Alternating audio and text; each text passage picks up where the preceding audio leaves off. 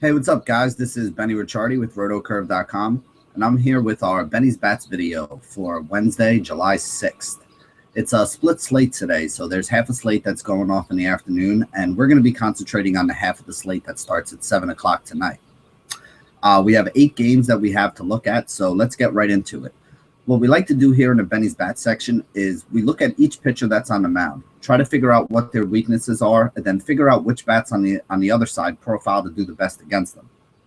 The first game we're going to start with is Kansas City at Toronto. Good hitters ballpark here up in the Rogers Center. You got Ian Kennedy on the mound for Kansas City. Now, the problem with Ian Kennedy is he gives up a lot of fly balls. He's an extreme fly ball pitcher in a park that's, conducive to home runs. So those fly balls are going to be a little bit of a problem for him here today. His splits are pretty even to both right and left-handed bats, so it's not like one or the other really does much better against them. There are a couple guys on Toronto I think we definitely have to look at. Josh Donaldson, fresh off a 2-home-run game yesterday, 395 WOBA, 269 ISO in righty-on-righty situations. A lot of power for him, against a fly ball pitcher like Ian Kennedy. I definitely think it's a good matchup. Same thing goes for Edwin Encarnacion, 386 WOBA, huge 280 ISO score for him. Pretty much the same thing. Extreme fly ball pitcher and a good home run hitter's ballpark. Righty on righty, he's pretty solid. Kennedy's splits are pretty even to the side, so I think it's a good matchup here for Encarnacion as well. And then the other guy that we're going to look at is Michael Saunders. Left-handed bat, but he's another guy that has a little bit of home run pop. He's been batting cleanup lately for the Toronto team, so I think you can take those 3 guys stacked up right in a row: Donaldson, Encarnacion, and Saunders. I do expect them to get some runs here today against Ian Kennedy, and I definitely think they all have home run upside. On the other side of this game, we got Marcus Stroman, and Stroman really hasn't been great this year. Left-handed bats have a higher average against them, but he is a guy who doesn't give up a lot of fly balls, doesn't give up a lot of home runs, kind of keeps the ball in the park, keeps it on the ground. You're looking over at that Kansas City team, and that lineup is really weak with, a couple guys out this year, a lot of new faces towards the bottom there. The top part of the lineup still has a little bit of pop. I'm not really using Alex Gordon, although I think people will be looking that way. I mean, he's been cheap, he's been leading off, but he just really hasn't produced enough for me to, consider him as a safe cash game option or even somebody that I want to put in tournaments because he doesn't really have a ton of upside. The 2 guys that I do like both happen to play the same position. You got Eric Hosmer and Kendrys Morales. Hosmer has the better numbers, is probably the solider cash game play, but Morales' bat has been real hot lately. He had a horrible start to the season, but lately he's been jacking out some home runs, getting a bunch of hits. He's a 358 WOBA, 225 ISO guy. Hosmer, 374 WOBA, only a 178 ISO. So you probably get more upside out of Morales. You probably get safer, production out of Hosmer. So Hosmer for cash, Morales for GPPs is probably the way I'd look at it. Excuse me. Next game we can talk about, we got the Los Angeles Angels against the Tampa Bay Rays. We got Drew Smyly on the mound for Tampa Bay. Now, Smiley's a left-handed pitcher. Guys were using him at the beginning of the year because he does have high strikeout upside. The problem is he also gives up a ton of hits, ton of walks, ton of home runs. I mean, right-handed bats have a really high average against them, and they've been hitting home runs, 15 home runs in 76 innings. So about 1 every 5 innings for right-handed bats. You're looking at that Angels team right now. You got Mike Trout, 413 WOBA, 243 ISO for him. Definitely somebody that's in play. CJ Cron has been on fire lately. In his last 8 games, he's 16 for 37 with 5 home runs. He's had 2 multi-home run games. I think he's had 4 multi-hit games in his last 8. So he's another one of those guys. Right-handed bat. I think he has moved ahead of Pujols for me as the right-handed first baseman on the Angels that I'm taking anytime I'm looking to take advantage of guys. And Cron actually hits left-handed pitching pretty well. Pujols, for some reason, is more of a guy that has, done a lot of his home run damage against right-handers. So against the lefty here, I think Trout and Cron are the only 2 guys I'm really looking at on the Angels. The other side of this game, we got Jared Weaver pitching. Left-handed bats hitting 288 against him in 2016 with 10 home runs in 41 innings. Right-handed bats hitting 311 with 10 home runs in 53 innings. So, it's really not a great year so far for Weaver. But at the same point in time, Tampa Bay is not really great against right-handed pitching. Logan Forsythe is 4 for 13 against them lifetime. Steven Souza, 2 of 7 with a home run.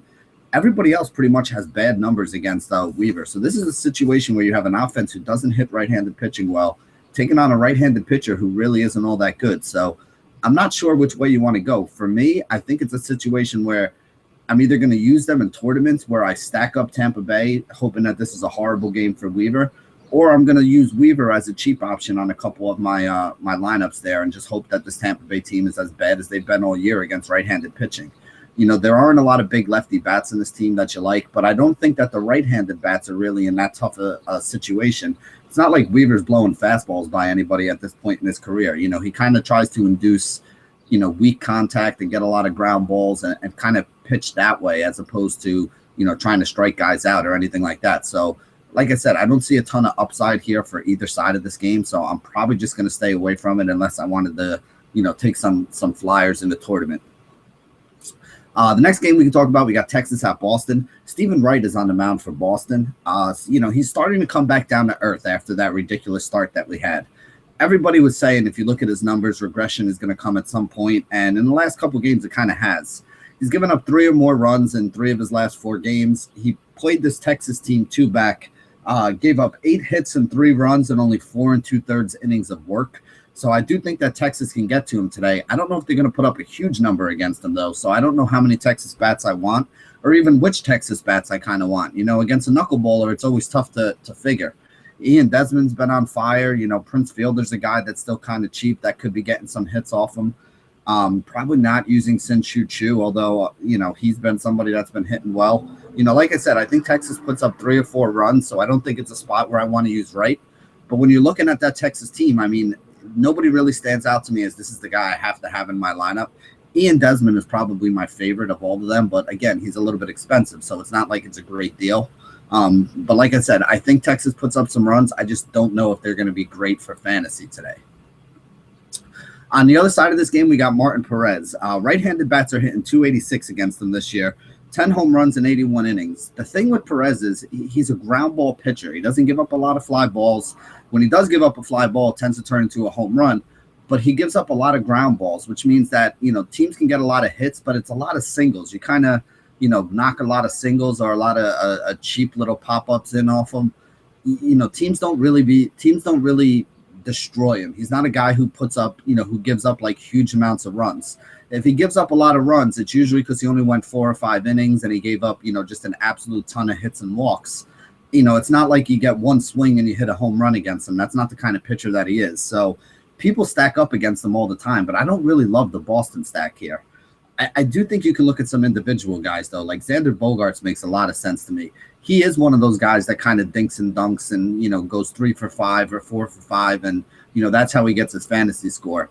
He's got a 388 WOBA against left-handed pitching. So I definitely think he's somebody that I want to have exposure to in my lineups. I'd probably rather stick with the right-handed bats in this game. So, you know, maybe some Hanley Ramirez, maybe some Pedroia, maybe a little bit of Mookie Betts. But I'm not looking to stack all these guys up. I'd probably take, you know, Xander Bogaerts definitely, and then maybe one other guy in my lineup as a maximum. But I do think it's okay to have some exposure against Martin Perez today. Next game we can talk about, New York Yankees at Chicago White Sox. Miguel Gonzalez on the mound for the White Sox. Left-handed bats have been better against him, but right-handed bats have been solid too. He does have a low fly ball rate in 2016. His home runs are down compared to what they were last year. In years past, he had given up a lot more home runs. He's been able to keep the ball on the ground a lot more this year. I don't really love this Yankee lineup. I mean, if Beltran's in there, he's the best hitter they have. 359 WOBA, 214 ISO score against right-handed pitching. So I think he could be in play. Excuse me. If you want to use a guy like McCann for some home run upside at the catcher position, I'm not going to argue with you. I don't love the play, but, you know, I get it and I understand catcher's a weak position, and he is somebody who hits highly up in the order and does have some home run pop. You know, people were talking about Teixeira yesterday, but I still can't get myself to use this guy. I know the numbers aren't bad, 358 WOBA, you know, 200-something ISO score against right-handed pitching. You know, he does have power from the left side, but, you know, again, I think it's very tournament only, very hit or miss kind of play, and I think there's a bigger chance that it misses than it hits, so I'm probably not going to be using him. The other side of this game, though, I do like Michael Pineda. He does have K upside. Early in the season, he was getting a bit unlucky. You know, if you look at the advanced metrics, he was a guy that was, you know, getting BABIP to death, and, you know, his ERA shouldn't have been as high as it should have been. His fielders behind him weren't really doing a lot of good stuff. In his last 6 starts, though, he's basically had 20 or more DK points. His last 2 starts, I think he had like 25 and 30, so he obviously has some upside, and he's flashed it recently. Left-handed bats are the way to go after him. And if you look at this lineup, there really aren't that many. I mean, you got Adam Eaton up at the top. He's okay, but he doesn't have a ton of upside. Not really a scary bat that you got to worry about. Melky Cabrera is a switch hitter, I'm pretty sure, so he could be somebody to look at. I think they have one other left-handed bat towards the bottom of the order, like Lowry or something like that. But again, not really all that great. Pineda is tough on the righties, although he has been tagged for a few home runs here. I don't think Jose Abreu is somebody that I really want to use. I definitely don't want to use Todd Frazier. So like I said, I think Pineda's in a pretty good spot here. There's not a lot on this White Sox lineup I really like. I mean, we've talked about it all season. The White Sox pitching has been really good, but the lineup hasn't been all that good. So the fact that they're losing games has a lot more to do with the fact that they need some bats than it does with the pitching. So I think this is going to be a somewhat low-scoring game here. I don't like either one of these offenses all that much. I'd probably look to use Pineda and maybe some Yankee bats if I was going to do anything. Next game we can talk about, we got Seattle against Houston. Wade LeBlanc on the mound for Seattle. Right-handed bats, higher average, more home runs against him in his career. There's a bunch of right-handed bats I think I want exposure to on this Houston team. Altuve, 414 WOBA, 180 ISO against left-handed pitching. Springer, 401 WOBA, 247 ISO against left-handed pitching. So those are definitely two guys I want to have exposure to. Remember, they're incredibly expensive. They're not cheap, but the game is in Houston, great hitters ballpark, and these guys both smash left-handed pitching. They'll both be up at the top of the order. I'm expecting decent games out of both of them today. I also like Marwin Gonzalez, who usually bats in the 2-hole against a lefty, and then you got to like Carlos Correa as well, the shortstop. The top 4 guys right there in this Houston order, I think, can definitely do some damage. If you're playing over on FanDuel, I think those 4 guys would be a nice stack to have today.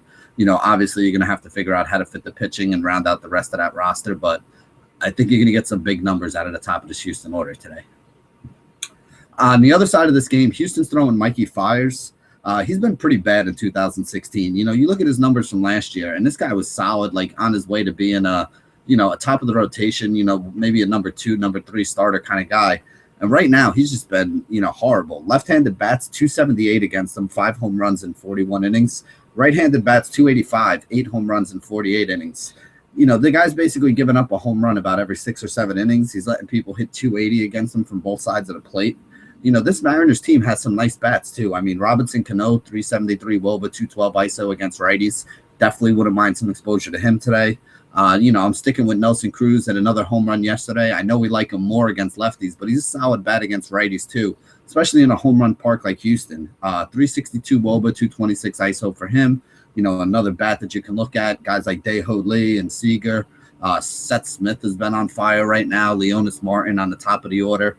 I definitely think there's a lot of bats on this Mariners team. I think this is going to be a really high-scoring game. I think both of these teams are going to put up some runs. I think this game's going to go well over I think it's a 9 over as it is right now anyway. I wouldn't be surprised if this game ends like 8-5 or 7-6 or something like that. Next game, we talk about Pittsburgh at St. Louis. This is actually a pitcher's duel to me. You look at a guy like Jaime Garcia, left-handed pitcher. He's an extreme ground ball pitcher. He does not let the ball get hit in the air all that often. He gets a lot of double play balls, gets a lot of cheap contact ground ball outs. That's the way he pitches. And he's a left-handed pitcher that's kind of a reverse splits lefties. You really kind of want to attack him with left-handed bats. So I think guys like Jaso and Polanco are probably in better spots than, some of the guys like Marte and McCutchen and those kind of guys. Like I said, he doesn't give up a lot of home runs, doesn't give up a lot of runs in general. So I think this is going to be a low-scoring game. I like Jaime Garcia to kind of keep this Pittsburgh team off balance. Now, I don't think he has huge strikeout upside, so I'm not sure if he's a guy I want to roll out there on the mound. But again, I don't think you don't have to either roll a guy out there or play against them. I think that there are times where you just don't think the guy's going to give up a lot of runs, but you also don't think he's going to shut out the opposing offense. And that's kind of the way I feel about Garcia. I don't know if he's going to give us great value on the mound, but I don't think you're going to get great value out of these Pittsburgh bats. So in that situation, you just kind of want to stay away from it. The other side of this game, you got Jeff Locke. Now, Locke, his road starts have been pretty bad this year, so I have a little bit of pause about using him. But St. Louis has also been really bad against left-handed pitching this year. As a matter of fact, if you look, like person by person down the lineup, which is how I like to do it to see which guys, are in good spots. The only guy that really profiles well against him is Piscotty. Piscotty's got a 420 WOBA and a 224 ISO score against left-handed pitching. And then after that, the next best numbers you have in the team is like a 340 WOBA out of Matt Carpenter. So I really don't see, I mean, Locke is not a very good pitcher, but the St. Louis team is not really in a great spot to go up against them. I think this is one of those situations where I wouldn't mind rolling Locke out there in the tournament as a cheap option that's going to be low owned. And I also wouldn't mind rolling out a stack of the St. Louis team because I think they could also just knock him around because he's not a very good pitcher. So that's probably the way to play it. I definitely don't think I want exposure to either side of, Locke or St. Louis in cash, with the possible exception being Piscotty, who does hit left-handed pitching extremely well. Next game we can talk about, we got San Diego against Arizona. Colin Rea on the mound for San Diego, and his numbers have actually been better than I think people give him credit for. Left-handed bats are the better way to attack them. They're hitting 262 average. They do have a low home run rate against them, though, although, it's a big park switch going from San Diego to Arizona. I think you want to look at guys like Jake Lamb, 368 WOBA, 223 ISO against right-handed pitching. Big left-handed bat that's been hitting cleanup in this order most of the year and doing a really good job of it. Lamb's got a lot of power, somebody that could drive in some runs. I do like him a lot. You always got to take a look at Goldie, even in righty-on-righty situations. 394 WOBA, 237 ISO for him, so he's got great numbers. And then you can also look at Chris Herman. They have a platoon at catcher that I really like because Herman hits right-handed pitching pretty well as a left-handed bat, and Castillo hits left-handed pitching really well as a right-handed bat. When you look at the numbers that each of them have against their preferred split, it's basically like you have a catcher who's hitting over 300 with a lot of power this year. It's a really smart thing for them to do. Now, as daily fantasy players, what we want to do is we want to make sure we're targeting the right guy in the right situation. So Rea being a right-handed pitcher, we want to have Herman when he's in there in the lineup. I also like the fact that most of the time when Herman's in there, he's batting second in the lineup. So you're getting a guy who's a backup catcher that's usually a little cheaper in price, but he's sitting in a prime spot in the order, and he does have the platoon split advantage that's there. You do have to watch out that if they bring somebody in late in the game, every once in a while he'll get pinch hit for. But I'm more worried about that with Castillo because most relief pitchers are right-handed. So if a righty comes in, they may go to Herman. There aren't a lot of left-handed relief pitchers. So, if Herman's in there against the righty to start, a lot of times the reliever coming in is right-handed, and he's still the guy that's in the better platoon matchup. So I'm less worried about him getting pulled early and not getting all his at-bats than I am when Castillo's the one who's starting. On the other side of this game, we got Shelby Miller, who's been absolutely horrendous this year. Right and left-handed bats, both hitting over 300 against them. He's given up about a home run every 5 innings. I mean, he's just been horrible. Now, at the same point in time, it's not like the San Diego offense has really been smashing right-handed pitching. As a matter of fact, we know that they're a team that we kind of target against right-handed pitching. I do like Travis Jankowski up at the top of the order.